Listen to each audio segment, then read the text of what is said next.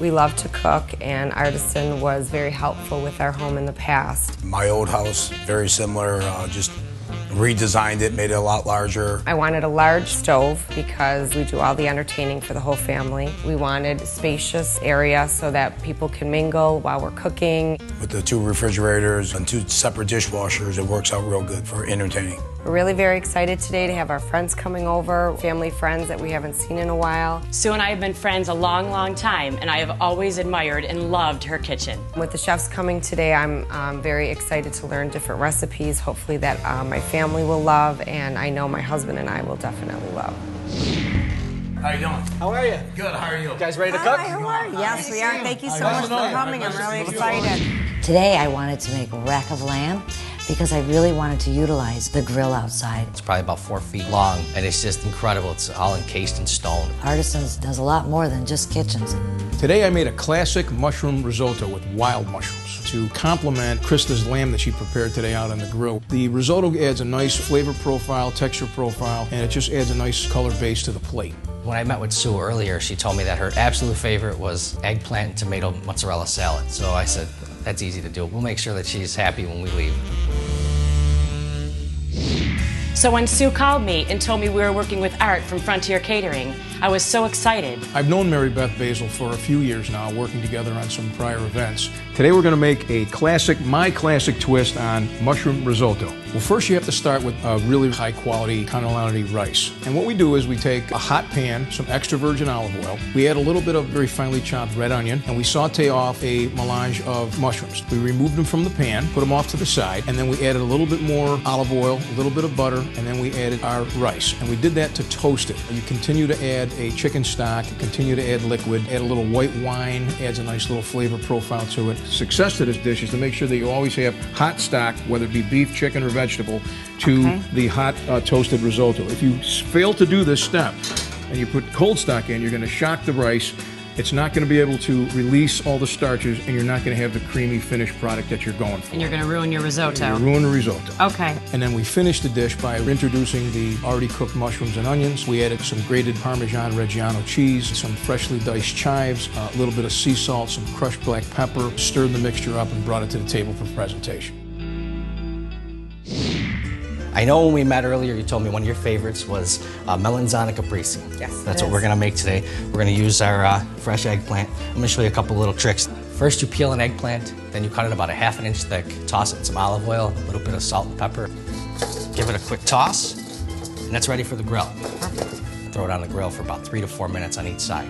Once it gets soft, take it off the grill. We made a roasted garlic balsamic dressing to go in between. So we got to start with, obviously, roasted garlic.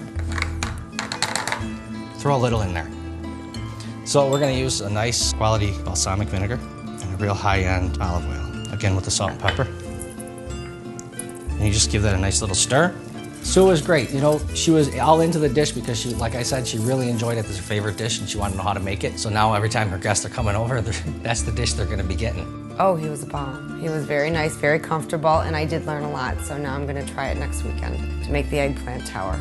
Okay, Sue, now the fun begins. Let's put our melanzana caprese together. Looks good already.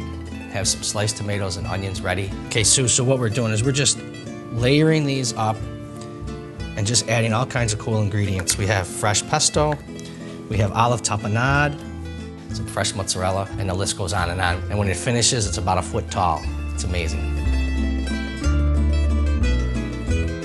So Sue, all your hard work, which really wasn't that hard. Cheers. Cheers. Here's to the freshness.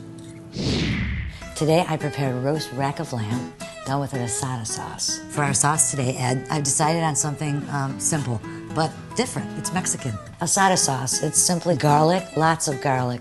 Garlic and lamb go together like peanut butter and jelly. Cilantro, fresh lime, and you don't want any seeds, so I just run my hands through there. All right. I put a little parsley in there to cut it a bit. Just finished that in the food processor with extra virgin olive oil. I really was looking for that taste.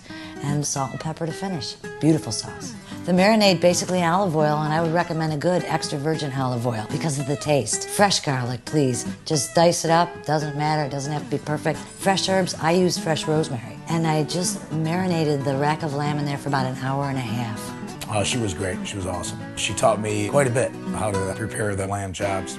All right, let's get this lamb seasoned and out on that grill. All right. Removed it from the marinade and seasoned it with a little salt and fresh ground black pepper. And that looks great. Well, let's go out to the grill.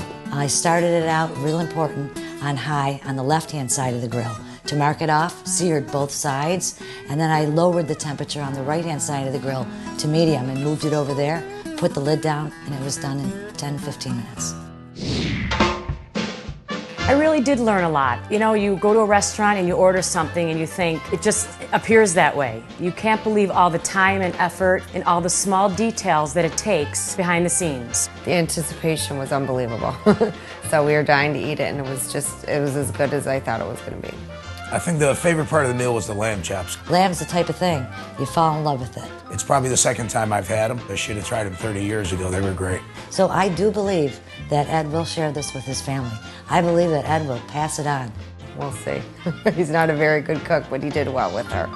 Come dine with me, Western New York.